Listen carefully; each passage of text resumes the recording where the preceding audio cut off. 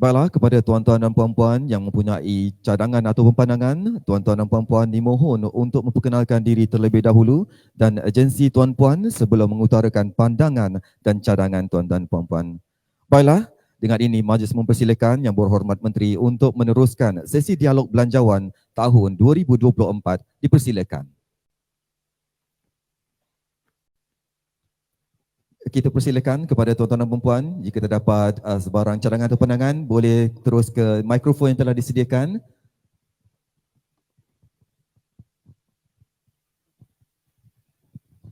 Minta bantuan urus setia. Terima kasih.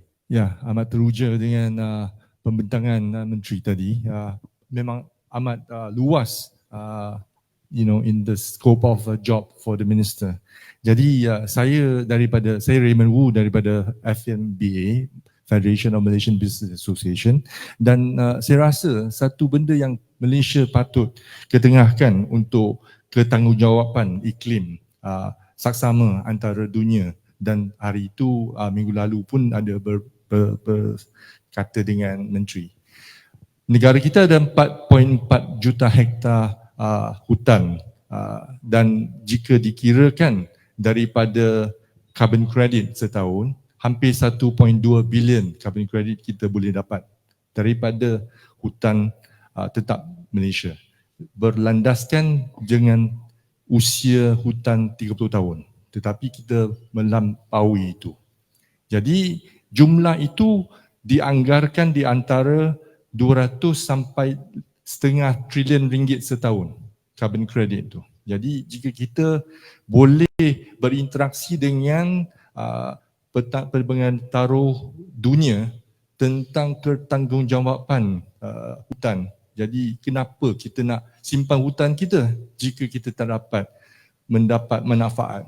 Sebab iklim ni adalah iklim dunia. Jadi walaupun ini tidak berkaitan dengan Belanjawan 2024, tetapi jika kita melandaskan dalam masa tempoh yang lebih panjang, kita rasa ini adalah satu cara untuk negara memperolehi pendapatan yang lebih mampan, ya, dan 4 sampai 500 bilion setahun daripada carbon credit sahaja, dan kita ajukan akan lebih tinggi as the years pass, the carbon credit will be more expensive.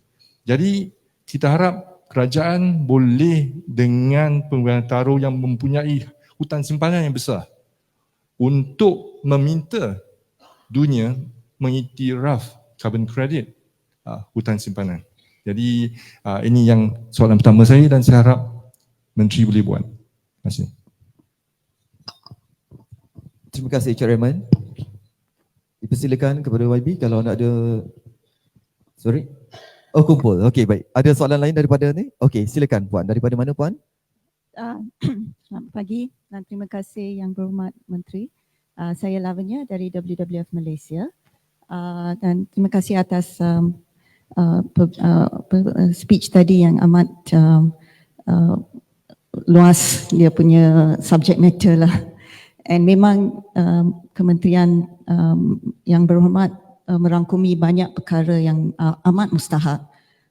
Pada pendapat kami yang termustahak lah, sebab menjaga alam sekitar seperti mana yang dicakap tadi, the triple planetary crisis is all under your ministry Yang Berhormat.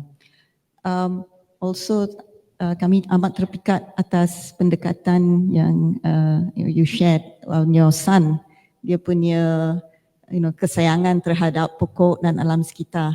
And we were quite thrilled when you said 150 billion for EFT. Mungkin that's what's needed in the masa depan.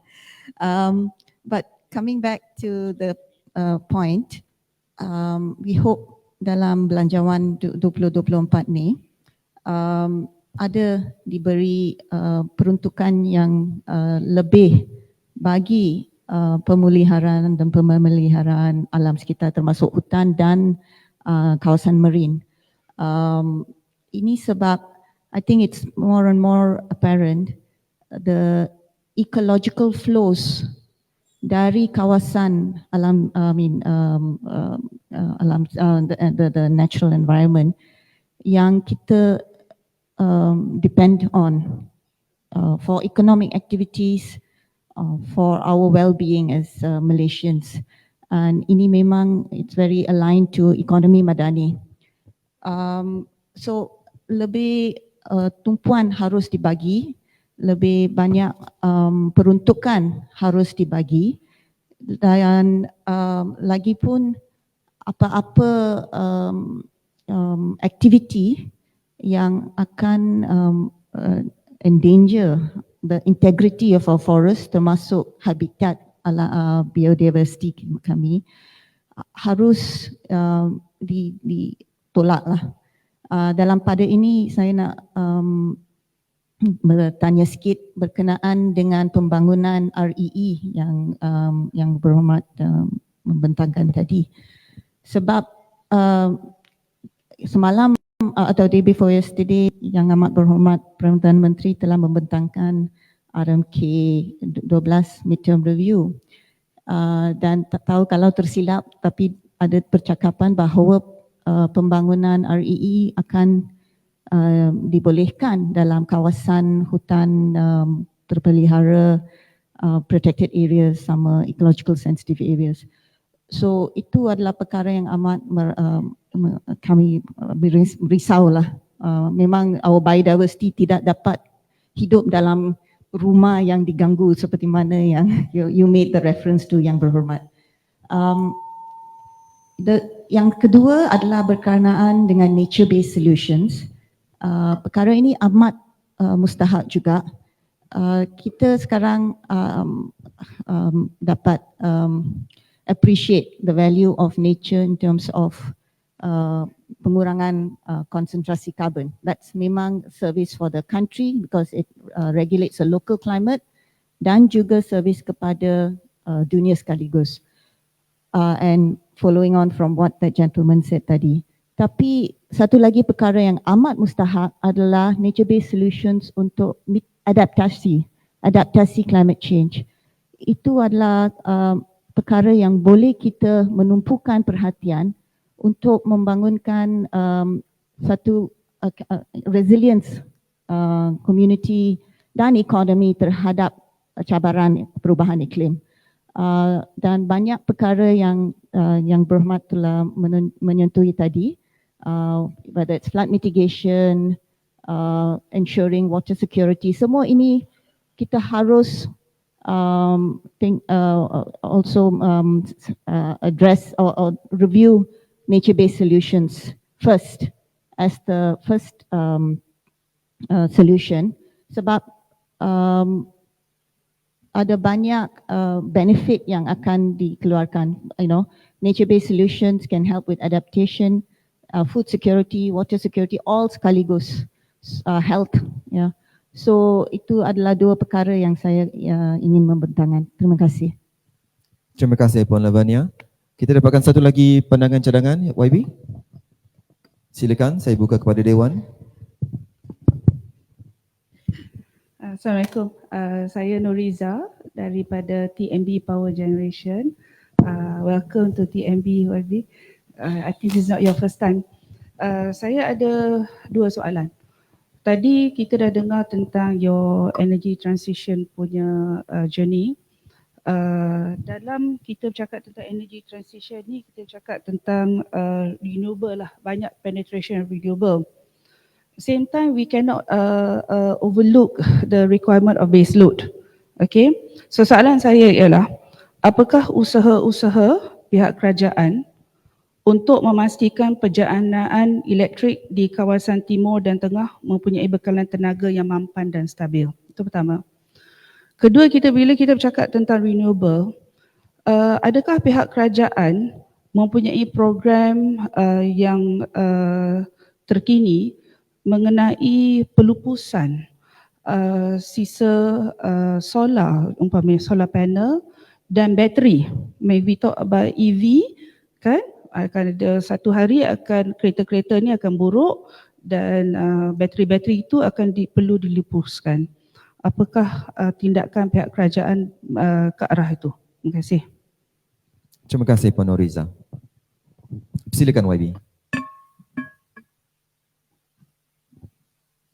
Okay, terima kasih atas soalan-soalan tadi. Pertama soal carbon credit, macam saya katakan bagi kita, kita memang merasakan itu adalah satu solution yang penting. Memandangkan kerajaan mempunyai ruang fiskal yang terhad, EFT, yalah, we want to increase dan sebagainya, tetapi kita juga ada komitmen-komitmen yang lain. Jadi carbon credit mampu memainkan peranan yang penting, tetapi dia ada beberapa persoalan yang kita perlu selesaikan. Kita dalam proses untuk siapkan dasar karbon kebangsaan. Cuma rundingan tentang butiran di bawah Artikel 6 Perjanjian Paris itu juga masih lagi berlangsung. So that will regulate soal carbon credit dengan lebih mendalam. Dan kita juga tahu ada beberapa collapse of carbon credit markets kerana kelumpungan, kerana kelemahan di dalam sistem yang ada pada hari ini. Jadi we're trying to find the best way yang mana menjaga kepentingan kita dan memastikan tidak mengikat kita dalam keadaan yang negatif, tetapi mampu untuk menjana satu sumber untuk negeri-negeri di bawah persekutuan Malaysia. Memang itu permintaan mereka. Cuma kita minta makna bila kerangka tu ada a credible system untuk kita operate, then we can operate secara konstruktif. Kedua, tadi dibangkitkan untuk peruntukan yang lebih untuk perlindungan hutan dan marine. Memang penting. Actually carbon sink kita bukan hanya hutan forest biasa, malah mangrove, hutan bakau merupakan carbon sink yang lebih baik, dan marine sendiri, coral dan sebagainya juga adalah antara carbon sink yang penting. Dan kita berada di dalam satu ruang yang sangat kritikal, daripada Filipina ke Sabah, selatan Kalimantan, sampailah ke Solomon Island tu, di antara coral triangle yang paling penting dengan biodiversity yang paling tinggi di dunia. Jadi kita akan terus menerus untuk melihat ruang untuk kita meningkatkan peruntukan ke sana. Tetapi memang kerajaan memandang serius. Baru-baru ini macam kita tahu ada perancangan untuk pembangunan lapangan terbang di Tioman. Tetapi kita ambil keputusan, kabinet ambil keputusan bahawa kita tak mau proceed kerana kita rasa risiko kepada taman marine kita tersebut adalah terlalu tinggi. Kedua ialah soal NRECC. Dan saya tahu kebimbangan yang disuarakan. Jadi kita juga kita sedang membincangkan dengan lebih lanjut. Apa yang saya boleh katakan di sini pada tahap ini, pada peringkat ini, is kita punya dasar mineral negara itu sedang dalam proses untuk kita muktamadkan. Jadi kekhawatiran yang dibangkitkan untuk kita membenarkan aktiviti di mana dan sebagainya itu kita akan muktamadkan menerusi dasar kita, yang akhirnya akan di finalize di kabinet.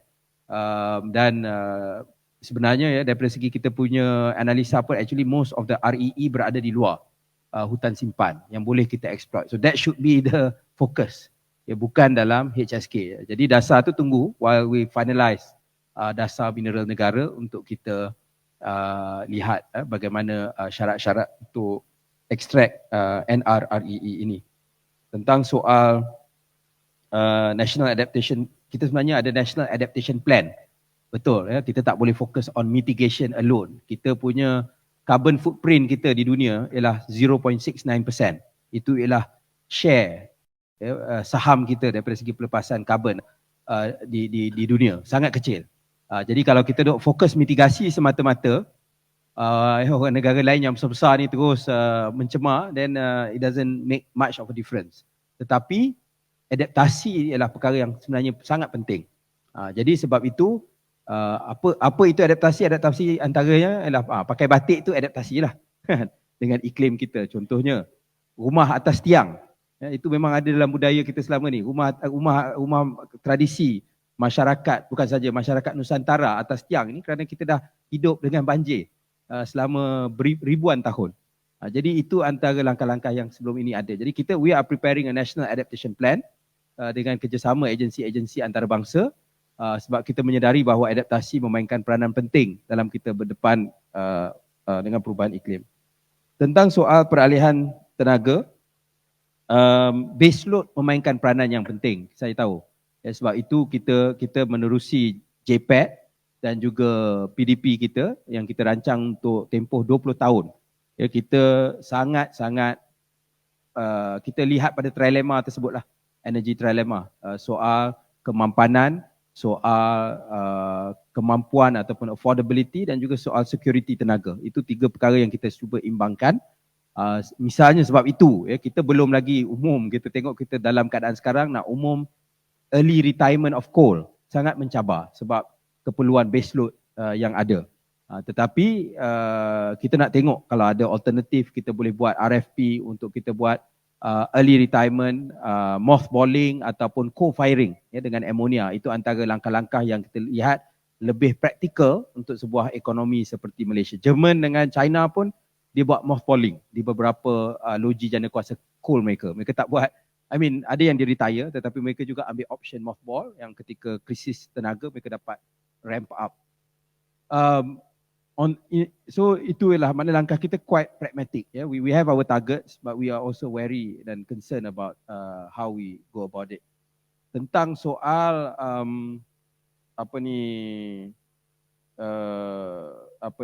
base load, sebab itu bateri kita rasa juga akan memainkan peranan yang penting. Dan gas juga, dia akan memain, gas will be very important. Kita dah umum no new coal. Jadi share gas tu akan menjadi semakin besar. Jadi kita juga tahu kita dapat gas kan dengan harga yang special price.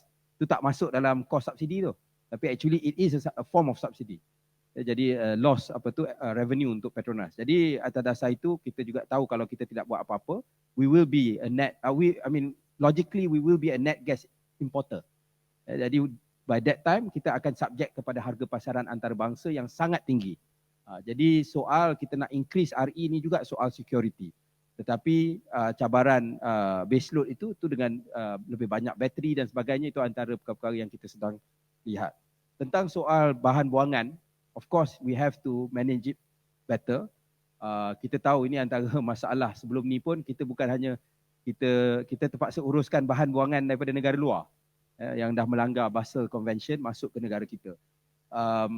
Kita perlu ada satu sistem lah untuk kita uruskan, sebab contohnya kalau kita harga dia dah ada harga yang betul, sistem dia dah ada, teknologi dah ada, kita tak perlu misalnya berharapkan hanya kepada raw REE untuk kita punya industri atau untuk buat magnet, untuk buat bateri dan sebagainya. Kalau ada struktur yang betul, maka kita juga boleh kita semula makna bahan-bahan buangan tersebut. Tetapi betul lah, makna this is still in development dan sangat penting.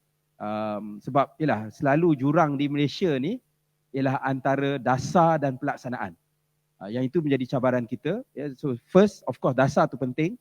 Tetapi kedua, kita kena tingkatkan penguatkuasaan dan sebagainya supaya dia tidak akan menjadi satu masalah baru kepada negara kita dalam kita punya kegairahan untuk mengatasi soal pencemaran fosil, bahan api fosil dan lain-lain lagi.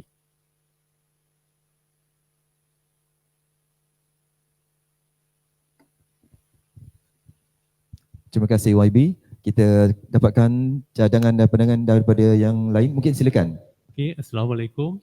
Saya Muhammad Shani bin Abdullah, mewakili CSO lah. Saya Setiausaha Agung Malaysian Environment NGOs, Mango. Okay. Yang berhormat Menteri, existential crisis. Kita dengar, tetapi semua komitmen tu 2040, 2050, kita rasa kita tak ada lah. Kita boleh cakap apa pun, tapi kita tak ada buat. So itulah tanggapan kerana yang existence crisis yang orang muda cakap tu untuk kita macam tak ada peranan. Kita tak ada buat 2040, 2050.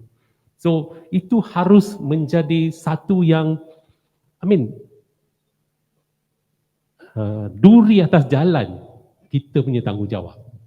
Tapi bumi yang kita akan tinggalkan lebih besar tanggungjawab kita. Kita sebagai orang yang bertanggungjawab masa ini. So, itu harus menjadi dasar. Itu adalah madani lah. So, kita nak faham madani itu, itulah tanggungjawab sosial setiap manusia. Okey, minta maaf lah. So, saya ini old timer, so kena cerita ceramah sikit. Okey, apa tu climate action? 3 benda je. Orang TNB tanya, oh kita ada solar panel, apa nak buat? Climate action. Kalau kita tahu benda tu, 3 je. 1, kurangkan emisi, kurangkan pelepasan gas rumah kaca. Nombor 2, kurangkan waste, kurangkan bahan buangan. Kerana pelepasan bahan buangan akan menyumbang pada pelepasan gas. Yang ketiga, pemeliharaan hutan. So, ni akan pusing-pusing balik pada yang 3 perkara ni je. Okey, apa itu biodiversity? Kita cakap saja tapi kita tak nampak sumbangan biodiversity kepada kehidupan kita. 90 lebih daripada hasil pertanian bergantung kepada pendebungaan. Kelapa sawit kita import lah. Weevil tu daripada Afrika. So sekarang itu jadi nature. Dia buat pendebungaan. Semua buah-buahan melainkan yang bergantung kepada udara didebunga oleh haiwan. Lebah ke, kelulut ke, durian oleh kelawar. Hasil perikanan 80-90% bergantung pada nature, bukan di ternak. Itu adalah biodiversity. So, saya nak tekankan ni pasal ramai cakap tapi kita tak menghayati pentingnya apa itu biodiversity. Okey, balik pada ekonomi ini, kita perlukan tanah dan juga perkhidmatan alam sekitar, environmental services bergantung, amat bergantung ekonomi negara. So, 85% tanah pertanian ditanam dengan tanaman komoditi. 85. Kurang daripada sekitar 700,000 hektar saja ditanam dengan tanaman makanan. Amat kecil. Komoditi 85% lebih. Sawit. Saya lama dalam bidang sawit. Saya tahulah. Sawit boleh hasilkan 30 tan buah sawit 1 hektar 1 tahun. Purata hasil sawit negara hanya 15 ke 16. 85% kawasan tanah produktivitinya 50% daripada potensi. Saya nak tunjukkan ini supaya pembuat dasar tu jangan terlalu rasa nak rampas tanah 85% tu untuk perkara lain. So it's so unproductive. You perlu hukum syarikat-syarikat perladangan yang low produktif. Ada yang boleh sampai 28 tan. So bagus. Kita bagi insentif kepada dia. Mereka yang tak sampai pun 20 tan harus dihukum. Mereka harus diwajibkan untuk divest, keluarkan tanaman lain supaya satu resource yang penting pada negara digunakan dengan lebih produktif, termasuklah sumber REE itu. Kerana kita pada 1989, saya nak ingatkan balik, ramai tak tahu. 1989 Deklarasi Langkawi. Malaysia komit mengekalkan litupan hutan 50%. Benda ni diulangi dalam sidang Rio. Malaysia komit 50% liputan hutan. Setiap sidang Majlis Tanah Negara, perkara ni di-reiterate ataupun diulangi komitmen negara. Dan setiap Majlis Tanah Negara bermula, setiap Perdana Menteri yang pengerusikan sidang Majlis Tanah Negara tahu dan komited kepada komitmen 50% lidipan tanah hutan. Dan okey, so walaupun ini adalah satu komitmen, itu bukan dasar, not binding. So dicadangkan komitmen ini dimasukkan dalam bajet tahunan ini sebagai satu komitmen yang berkanun. Dan kalau ada perjanggahan, rakyat boleh bawa kerajaan ke mahkamah. So untuk tuntut pematuhan kepada komitmen 50%. Maafkan saya, Tuan. Ya. Boleh kita ringkaskan ke? Itu adalah satu, Okey. supaya 50% dimasukkan dalam bajet supaya ini menjadi satu yang kuat. Walaupun ini tidak, diulangi sejak 1989. Yang kedua adalah REE. So saya terlibat dalam konsultasi tentang dasar mineral negara. Saya berulang-ulang menyatakan tiada istilah non-radioactive rare earth element. Saya first time mula saya dengar istilah ini, saya Google. Hanya liputan media Malaysia saja gunakan non-radioactive. Saya tegur Academy Science. Ini not scientific. You shouldn't be using this term. So, dan memang walaupun dia nyatakan non-radioactive, kadar yang tidak bahaya, masih ada radioaktif, tapi kadar tidak berbahaya diistilahkan, secara common term non-radioactive. Tapi itu bukan satu istilah sains. Maka cadangan kementerian menggunakan istilah itu, saya rasa tidak saintifik, maka kementerian harusnya tidak menggunakan istilah tersebut. Sekian, terima kasih. Terima kasih, Cik Sami. Kita terdapat banyak juga cadangan dan pandangan untuk didengarkan. Saya persilakan Tuan di sebelah kiri saya. Hello, good afternoon, YB. My name is Andrew. I'm from the Malaysia Semiconductor Industry Association. Thank you for allowing us to have this dialogue session with you. I've got 2 points to make.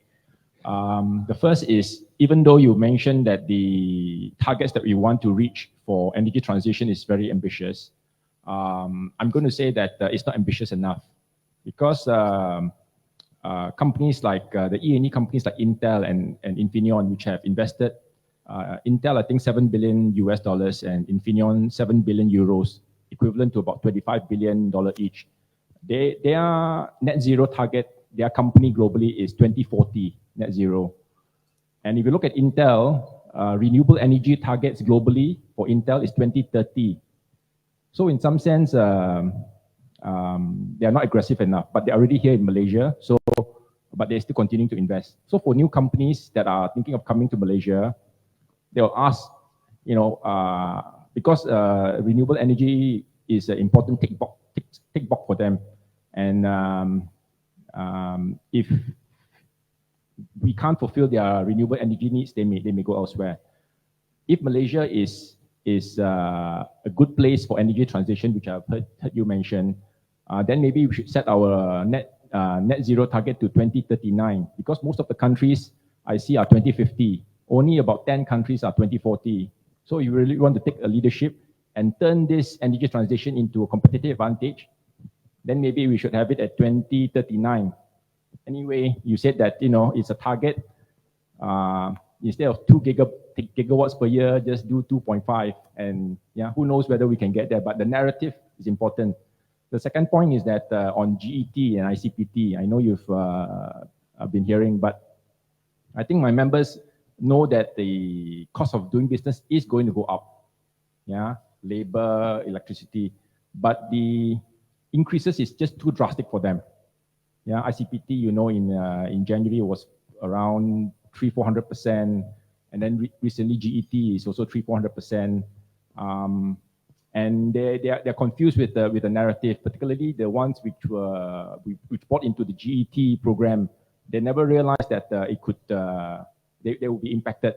In fact, they said that if it was going to be like this, they would not join the GET program. So I think because two impact. One is that the government also asking them to be more automotive, IR 4.0, get more automotive, reduce labor. With more automation, you're going to consume more electricity. So, but on the one hand, by the ICPT and GET, we are penalizing them. So I'm just saying that it's a challenge, but please try to take care of our investors as well as the E&E industry. Thank you, YB. Terima kasih, Mr. Andrew. Saya persilakan satu lagi di tengah. Good morning, Minister.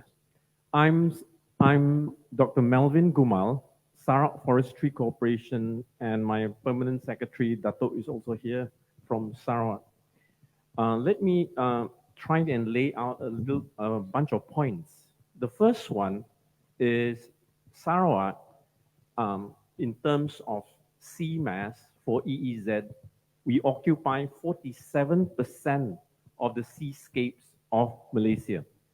Half of the oxygen that's breathed in by humans in Malaysia comes from the sea, number one.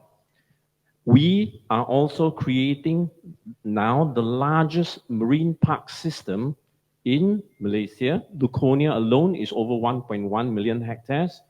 Our upcoming corridor runs up to 400 to 600,000 hectares, making it up to 1.8 million hectares, much larger than what we see in the rest of Malaysia. By way of our terrestrial protected areas, by the time we finish, we expect to have over 1 million hectares of terrestrial seascapes, which represent half of the oxygen that's breathed in by others.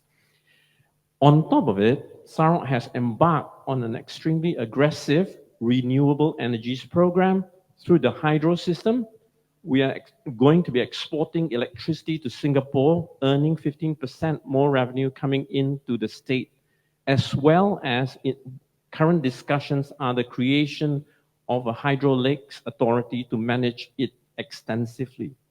The point I'm trying to get at is, in the various speakers on my right just now and on my left who spoke up was about how much the state is going to carry for the nation. I know we sound tribal when we talk about it like this, but unfortunately, we do carry the nation's hopes for carbon neutrality 2050, 2039, if we are going down to be much more aggressive. But unfortunately, EFT has been growing at a rate of 12, 13 million, even when the quantum for the nation went up from 70 million to 150 million. By our accounts, in the most recent discussions, it is still at 13 million, which represents less than 10% of what is the total EFT for the nation. I would suggest a little bit of reconsideration of the EFT, given that we are actually carrying the nation's hopes for neutrality, for renewable energies, and subsequently, when there is a need to move the density of industries into the state to make use of the green energy, the state cannot be seen as carrying the brunt from the nation. Thank you very much, Minister. Thank you, Doctor. Silakan, YB. Okay, thank you. Terima kasih. Pertama kepada Dr. Syahni sebentar tadi atas soalan. Sesuai ada dalam sebagai salah seorang daripada Pesuruhjaya SPAN lah, atas passion tentang alam sekitar. Bagi saya setuju ya, bahawa kita kena, sasaran tu penting. I mean, macam saya katalah, sasaran is a motivation. untuk kita tengok mana kita nak pergi, destination kita. Saya tak tahu, saya harap 2050 I'm still around, wallahu alam kan. Tetapi the idea is then you have satu objektif, then dasar dan sebagainya, polisi kena selari dengan dasar-dasar tersebut. And we do monitor closely. Kita boleh pertikaikanlah tentang perjanjian Paris, perkesanan dan sebagainya. Tetapi we do monitor closely untuk lihat sejauh mana keadaan kita pada hari ini dalam target kita menjelang 2030, 2040 dan 2050. And we know, kita juga tahu lebih banyak lagi perlu kita pertingkatkan. Jadi antara bagi saya kunci untuk perkara ini ialah Akta Perubahan Iklim. So we are working on it. Saya tahu pada awal saya ambil alih memang sebab benda ni ditimbulkan ketika zaman mantan Menteri Mestek pada waktu itu, YB Yobiyin, tentang Climate Change Act. Jadi ramai merasakan saya ambil alih, dia kata terus laksanakan Akta Perubahan Iklim tersebut. Tetapi saya nak memastikan bila kita masukkan rang undang-undang tersebut di Parlimen, dia telah melalui satu proses yang cukup rigorous, libat urus dengan pemegang taruh dan sebagainya. Jadi that is kita target dalam menjelang 2 tahun kita dapat put that in Parliament. Dan bila ada Akta Perubahan Iklim, kita tengok UK dan sebagainya. I mean, if you look at the UK model misalnya, dia ada satu komiti Climate Change Committee yang akan tetapkan carbon budget dan sebagainya yang mengikat kerajaan dalam tempoh 5 tahun dan sebagainya. How we will do it in Malaysia, that one I cannot, saya tak boleh komit awal-awal lah, but saya just bagi contoh, dan ia sangat memberi kesan dalam penggubalan dasar di sana. Dan only until lately ada some problem, but before this dia ada great political consensus on that pelaksanaan akta. Jadi saya rasa itu antara perkara penting. Jadi bila kita bercakap tentang net zero earliest by 2050 dan sebagainya, kita kena terjemahkan menerusi seperti Akta Perubahan Iklim tersebut. Dan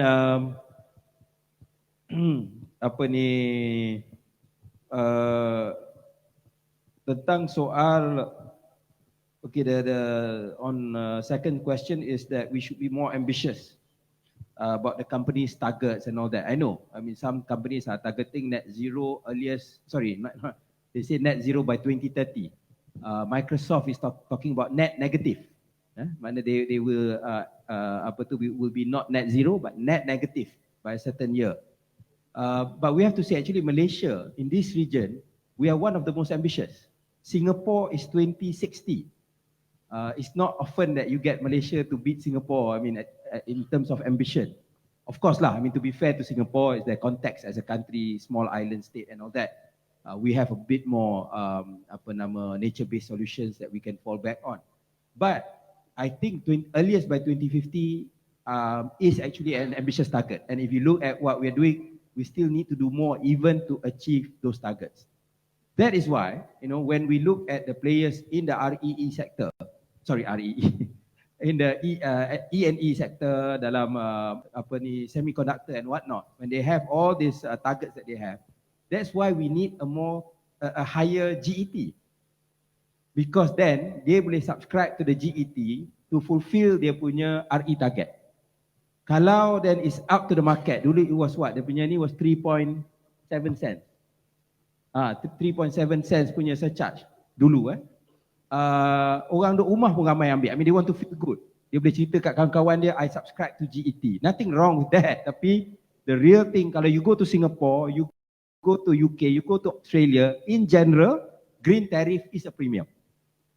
Because the demand. And we need to, again like I said, to reinvest in green dan sebagainya. Jadi, we have to do that. Jadi sebab itu, I don't see any contradiction there, because we are talking about Malaysia having a net zero target earliest by 2050.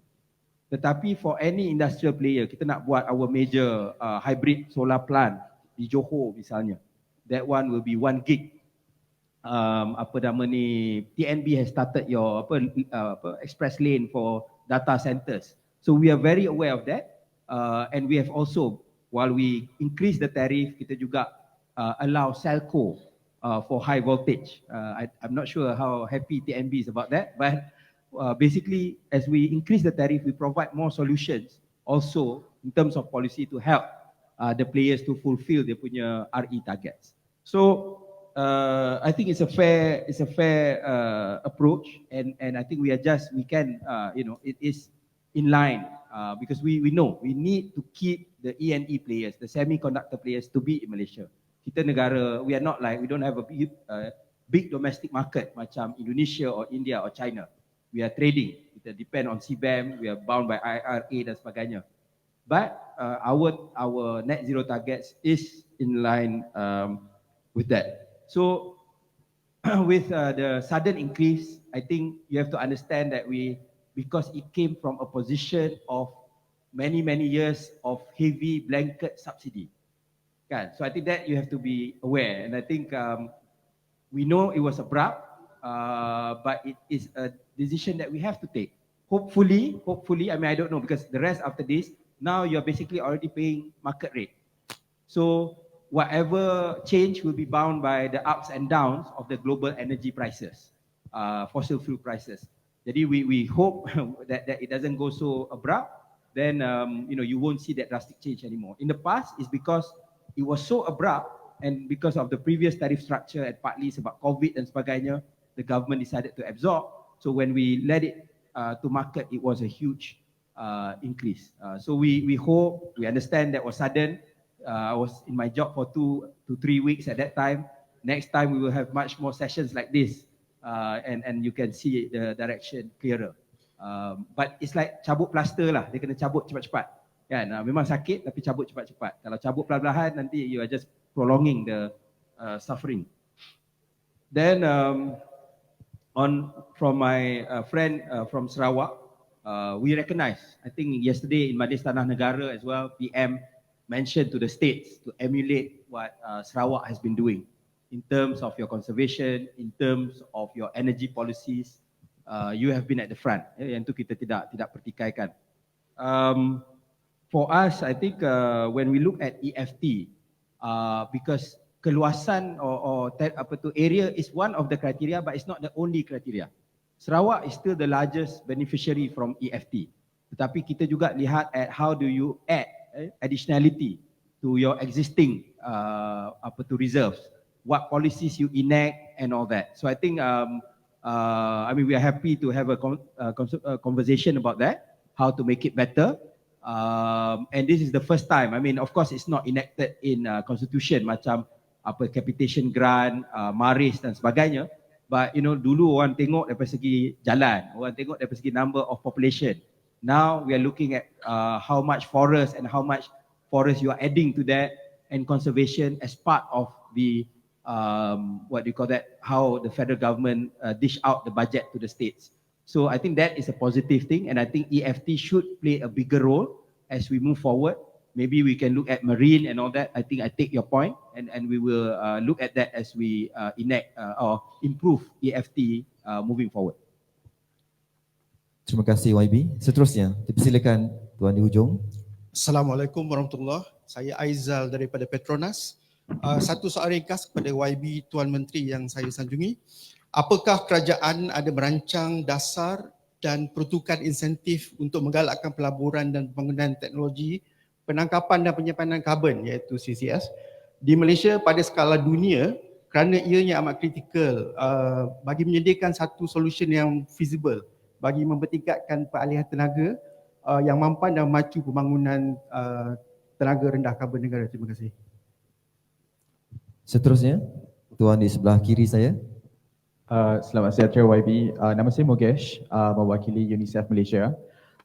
Terima kasih atas perkongsian tadi. YB tak dapat kita nafikan bahawa kesan buruk alam sekitar dan juga perubahan iklim mempunyai impak yang paling tinggi kepada golongan sensitif, termasuk golongan belia.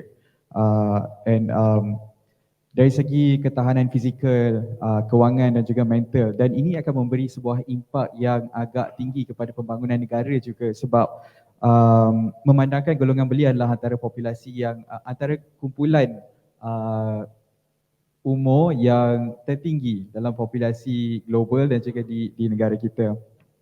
Dan saya juga mesti menekankan bahawa tahap kesedaran belia dan juga anak-anak muda di negara ini terbukti semakin meningkat dan juga mereka juga lebih cakna dan juga berminat untuk bertindak, di mana sebuah kajian mungkin if I can cite, UNDP dan UNICEF ada menjalankan sebuah kajian pada tahun 2020 menunjukkan 92% daripada anak-anak muda di Malaysia berminat untuk mengetahui dan juga cakna tentang alam sekitar tapi tidak tahu bagaimana hendak bermula dan tidak mempunyai berpendapat tidak mempunyai sebuah forum ataupun platform yang rasmi untuk berkomunikasi secara terus dengan pihak kementerian.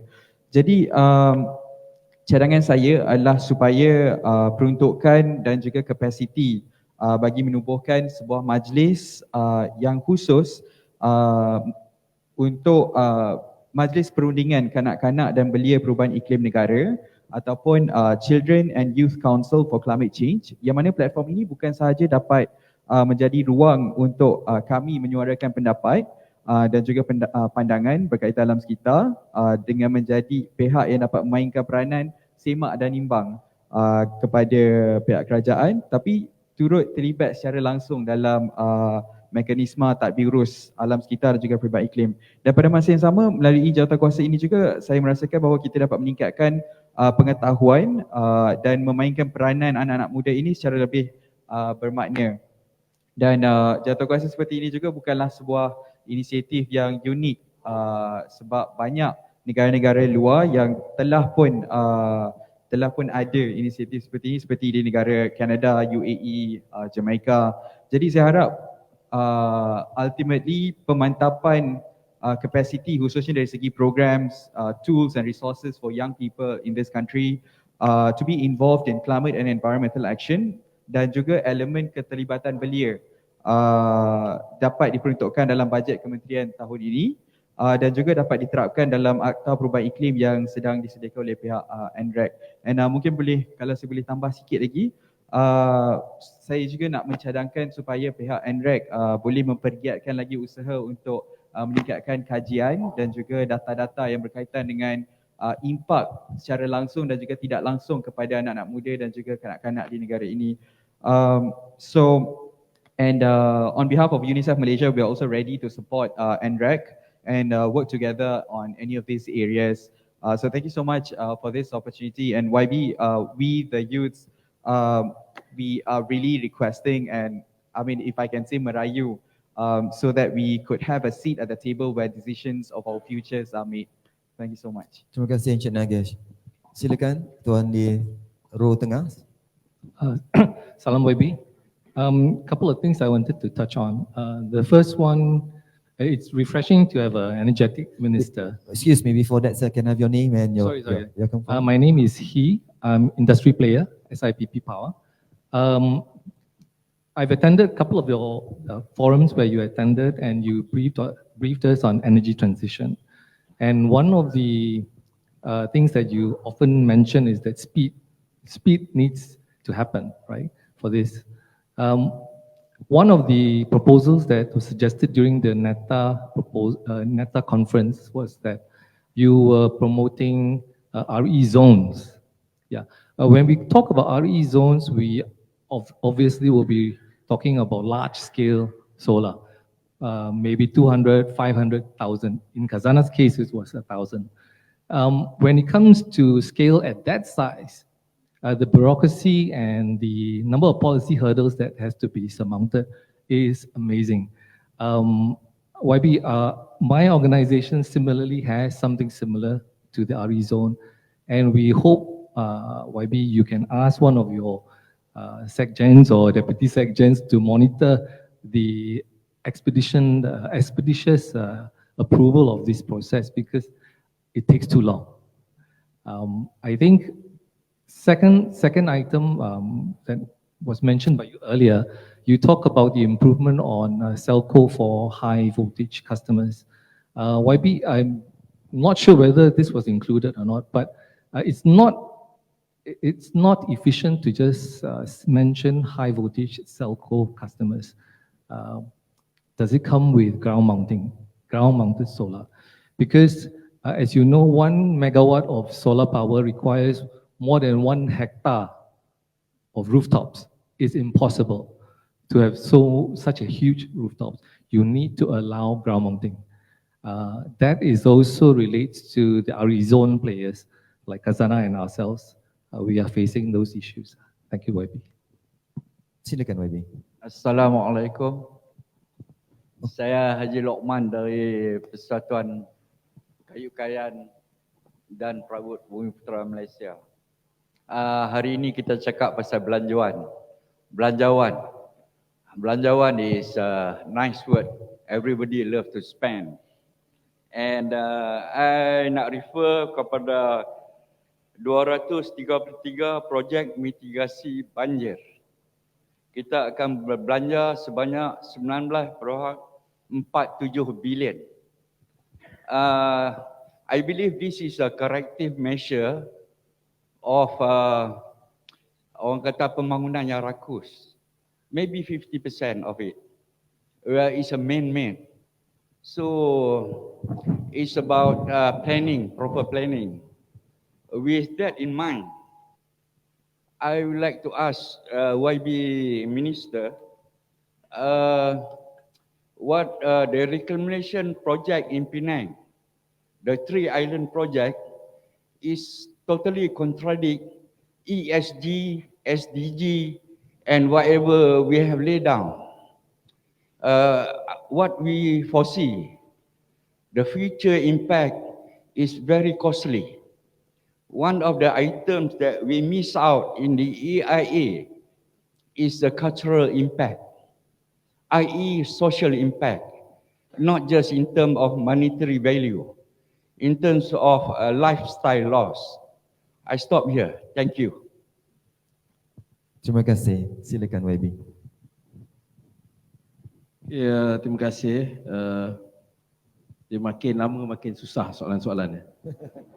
Okey, tentang Petronas untuk CCUS, beberapa hari lepas saya dan Datuk KSU kita ada makan tengah hari dengan CEO, Presiden dan CEO Petronas, Tan Sri Tengku Taufik.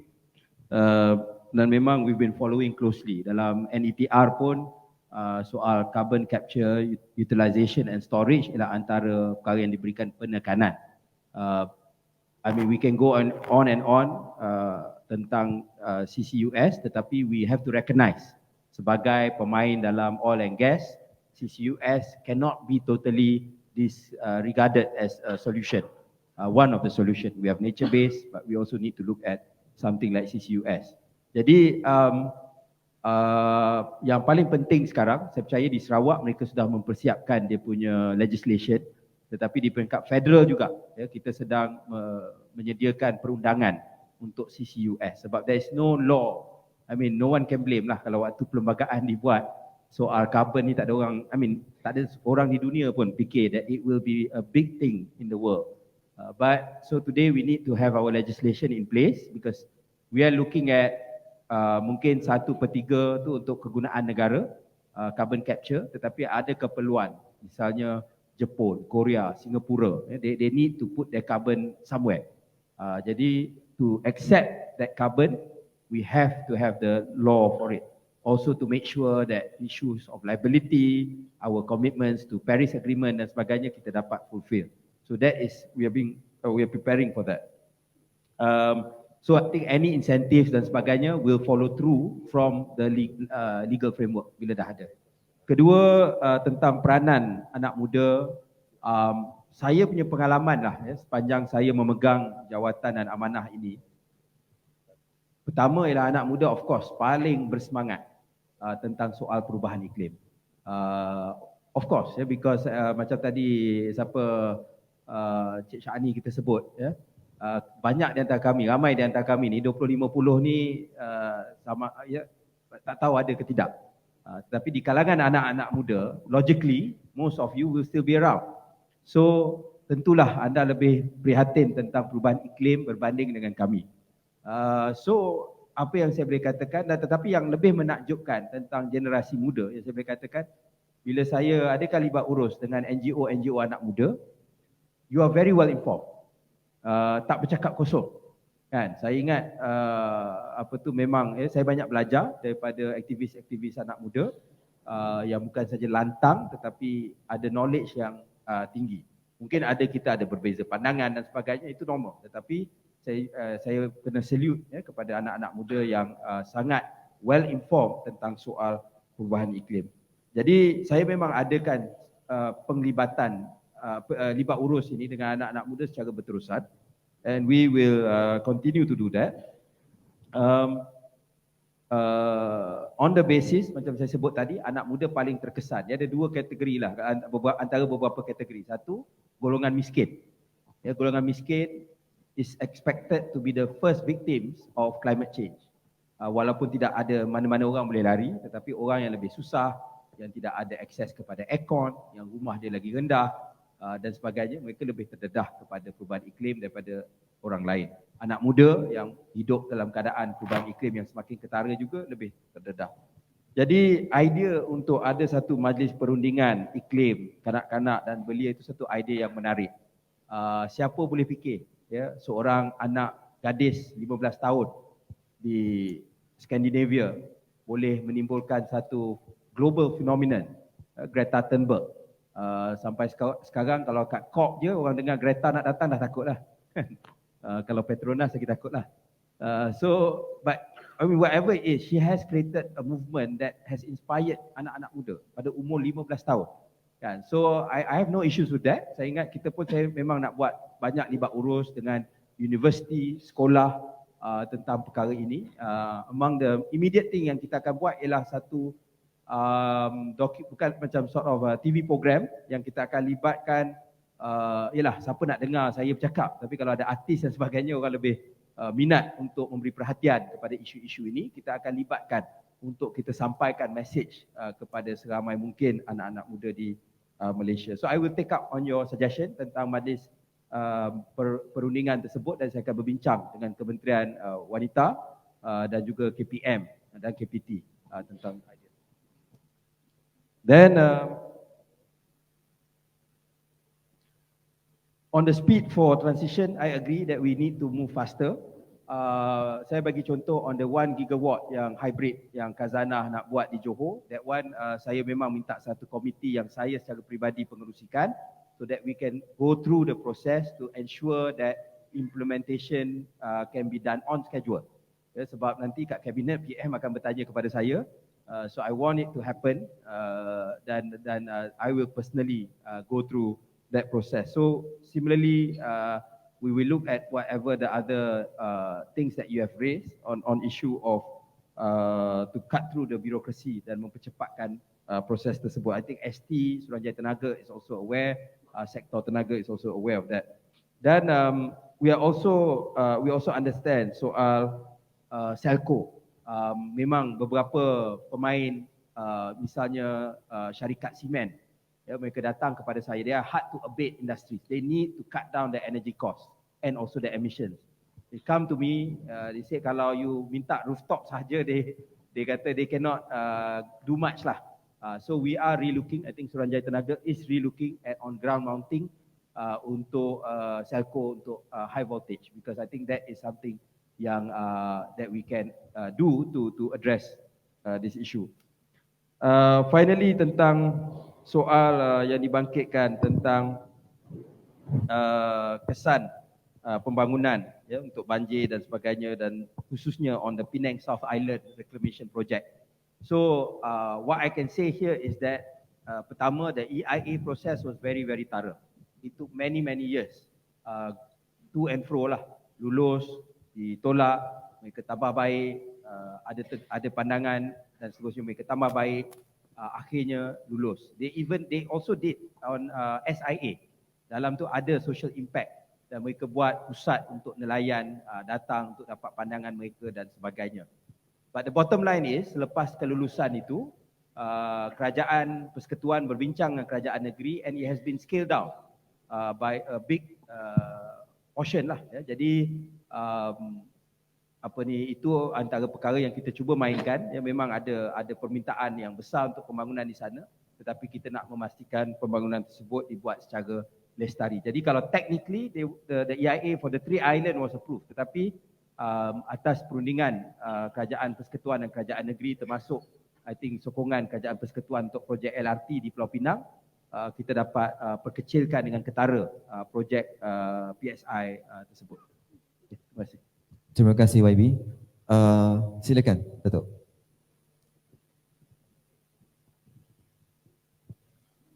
Halo. Saya takut bukan apa, dalam session ini 5 orang di depan ni. Apa nak jadi dengan KSU, TKSU semua ni? Diam saja sebagai feeder pada minister. No, this is a minister floor dan this is governance proses. Kami ya di dalam floor begini kita begitulah govern konsep dan style. Dan kami beruntung sekali lah dari this is general punya statement ya. Beruntung sekali kita ada yang berhormat menteri, seorang yang muda yang dalam tempoh perbincangan kita di kementerian dalam planning so many sektor. Sebagai contohnya dalam sektor air lah Dr. Chintu, Tuan Haji apa ni? Tuan Haji Wahid sumber asli dan juga Datuk Razif dalam energy dan juga climate change. Dan saya di segi general punya part control for this ministry sebagai pegawai-pegawai. Dalam proses kami menguruskan sebuah kementerian sebagai contoh ya, kita beruntung sekali mendapat seorang menteri. Minta maaf saya bukan nak mengampu di depan tuan-tuan dan perempuan. Ini pengalaman saya dalam 7 kementerian. Bagaimana kita ni dan dalam semasa short briefing among top management level, amat beruntung sekali dalam isu-isu yang besar sebegini, Minister Nik Nazmi seorang yang very excellent dan pick up very fast the issue and the sectoral. Ini I pas terima ikhlas daripada jiwa saya. That's why dalam jawapan-jawapan yang kita bincangkan tadi yang disediakan oleh tuan-tuan perempuan, semua on track dan our planning. For instance dalam contoh perancangan, dalam Kementerian Perancangan Budget ialah 5 years planning dengan government. In term of the TMB level ialah 30 years punya planning. Kalau dalam Petronas ialah 50 years punya planning. Dan dari program kita juga ada certain period untuk menjadikan sasaran itu sebagai bukti perancangan. Dalam membina polisi, kita menteri ialah orang yang membuat dasar. Yang feed information pro and con ialah among us. Berbelas ribu pegawai di kementerian kami yang membantu dan mudah sekali kami mendapat satu kata sepakat dalam semua sektoral. Ini sebagai contohlah supaya perjalanan kita dan memudahkan menguruskan kementerian sebagai contohlah. Ini sebagai preamble saya nak bagi gambar bahawa dalam aspek bajet madani untuk kementerian ini begitu significant for us. Thank you. Terima kasih Yang Berbahagia Datuk. Untuk makluman yang berbahagia, yang berhormat dan juga Datuk-Datuk, masa sangat mencemburui kita. Kita akan ambil dua soalan terakhir, boleh YB? Okey, kita ambil 2 soalan terakhir dan yang lain jika terdapat sebarang cadangan atau pandangan, tuan-tuan dan puan-puan boleh mengutarakan dengan mengimbas QR code yang kita sertakan di hadapan, di backdrop dan juga di luar dewan juga. Dan kita akan maklum balas demi untuk penambahbaikan di masa hadapan. Boleh kita dapatkan 2 soalan terakhir di hujung? Silakan tuan. Bismillahirrahmanirrahim. Assalamualaikum warahmatullahi wabarakatuh. Saya Zaifullah Anwar daripada Persatuan Pengurusan dan Penyelidikan Alam Sekitar Malaysia. Saya ada 2 soalan, soalan yang ringkas saja.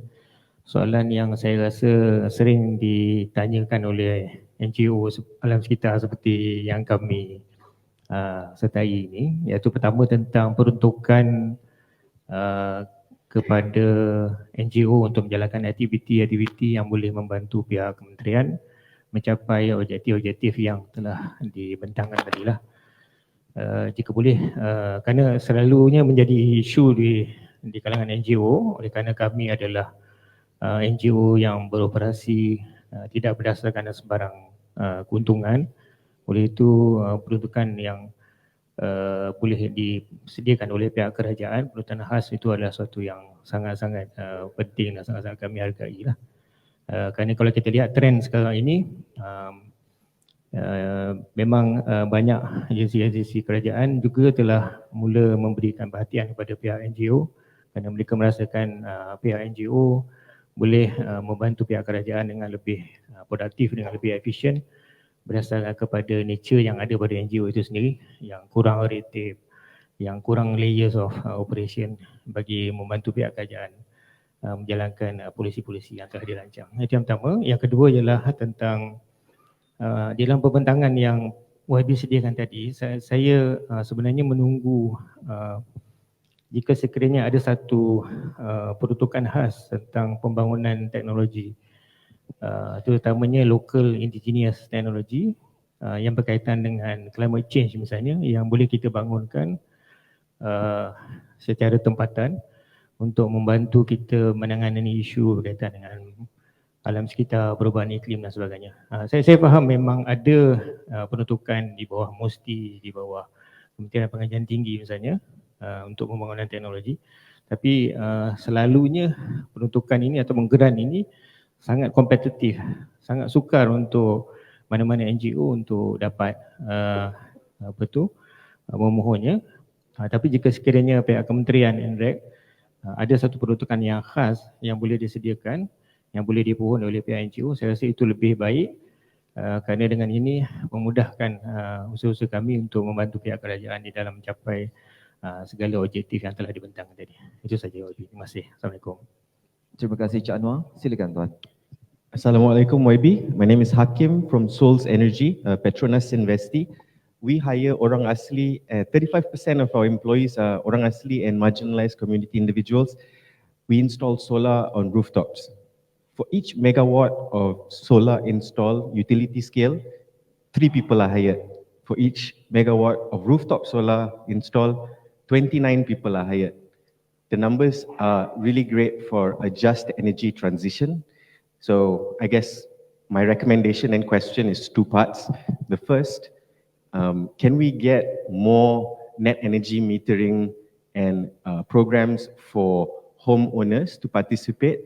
And every time it is renewed, those programs are 3 years at a go. I think if there's a little bit of a deeper and longer renewal period, energy companies will participate in a meaningful sort of way. And this will generate more jobs for a just transition. And I guess the question, based on the 2 numbers that you've shared, 200,000 jobs and 55 gigawatts of capacity, how much of that is going to rooftop solar? Because I think it's not just one solution. I think we need a mix. As far as rooftop solar is concerned, you have 4 million roofs that can go solar. So hopefully a larger proportion of that 55 gigawatts is for rooftop residential. Thank you very much. Terima kasih Encik Hakim. Silakan YB. Excuse me. Sorry. 30 saat, that's it. 30 seconds, that's all asking. My name is Lionel, I'm from the Photovoltaic Industry Association, the Solar Association. So this is more a suggestion to let you know that we are wondering when the deadline is for grid infrastructure upgrade for TMB to start the process. The association already has a solution, so we would be very keen to begin a deeper dialogue regarding this. Number 2, if we could be considered to be part of the National Committee on the Energy Transition. And we could then bring up solar developer models, particularly in what the last gentleman has mentioned, rooftops is it. And we hope to be able to be engaged in this because we want to applaud the effort, but we think we can accelerate this further because the previous gentleman brought that up as well. So we'd like to be part of the solution. Thank you. Okay, terima kasih. Thank you. Pertama tentang soal peruntukan untuk NGO, itu mudah je, boleh email saya.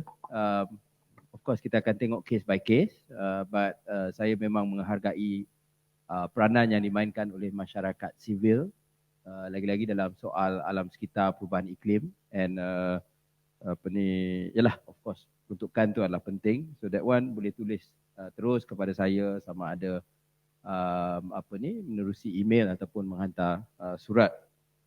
Dan soal peruntukan untuk jurutera tempatan dan sebagainya, memang actually grant ni sebenarnya memang betul banyak di bawah MOSTI. Okay, apa yang saya boleh buat mungkin sebab MOSTI dia lebih general lah on science, technology, innovation in general. Nanti saya akan berbincang dengan Menteri MOSTI kalau kita boleh carve out perkara yang berkaitan dengan alam sekitar sebab itu antara sektor yang penting kan. Jadi itu saya akan berbincang dengan kementerian tersebut sebab macam NRECC sini bajet kami lebih kepada soal infrastruktur yang soal macam tebatan banjir, bekalan air yang lebih besar lah perbelanjaan dia. But we will see how we can complement dan penting bagi saya untuk ada local innovation tersebut. I congratulate Source Energy for what you're doing involving the orang asli in solar installation dan sebagainya, and I think we will get your input and the industry's input on how we can improve some of our policies. I think a lot of the policies when we started with solar and all that is about the pioneer status at those days. So now we are moving on to a different stage. It's about scaling up and also to address our grid issues and all that. So that is an important part where we need from photovoltaic industry, from companies, from operators, also from TNB to see how we can do that. So we have ST and we also have SEDA who will be giving their views. But the cost of the cost of energy transition calculated by IRENA, the International Renewable Energy Agency, during the launch of MITO early this year, is we converted, is about 637 billion ringgit. This one is billion lah, ni betul-betul billion. So it's not a small amount. This includes planting up, upgrading grid, battery storage, so on and so forth. Jadi it's a big amount. And we do see, as I said lah, whatever people say, solar is still the best that we have in Malaysia. So large scale solar, utility size solar ni dia punya peranan, obviously. But land has a premium to it lah. Memang we have limited land, and there are other things that we need to do with the land. Macam tadi disebut, kita ada farming, kita ada, of course, kita punya commitment on hutan dan sebagainya. So rooftop is actually a big opportunity. And if you look at Australia, certain states, you tengok di Germany, rooftop has already exceeded, sometimes they have exceeded utility-based solar. Jadi in Malaysia, we haven't fully exploited yet. Bila saya naik kapal terbang je, benda yang saya buat, saya akan tengok bawah berapa banyak solar. Jadi I don't know, I think it's positive sebab nampak banyak sikit lah solar berbanding dengan mula-mula saya jadi menteri tu, tengok bawah ada lagi banyak solar sekarang. But we are not doing enough because that is a huge infrastructure. Government is allocating 80 million ringgit untuk solar installation on government buildings. We've seen, places like UKM, USM, they have installed solar in a big way, parking dan sebagainya. And I think there's a lot more room for us to really exploit that. Jadi we are in full support. And I think in terms of grid infrastructure upgrade and all that, we are very much aware. Grid infrastructure, that's all that we will discuss lah in our planning, 20-year plan, but also issue of interconnection. Macam saya sebut, kita nak main peranan dalam ASEAN Power Grid, we need to upgrade our Thailand-Malaysia connection, Semenanjung Malaysia. We need to look at Sumatra Peninsula and also to increase capacity for Singapore and Peninsular Malaysia. So, and Sarawak is already supplying to Kalimantan. We are looking at Sabah to Kalimantan and possibly Sabah to Philippines. That's all among the focus. And it requires a lot of money, but that is the only way we can advance on our energy transition. Thank you.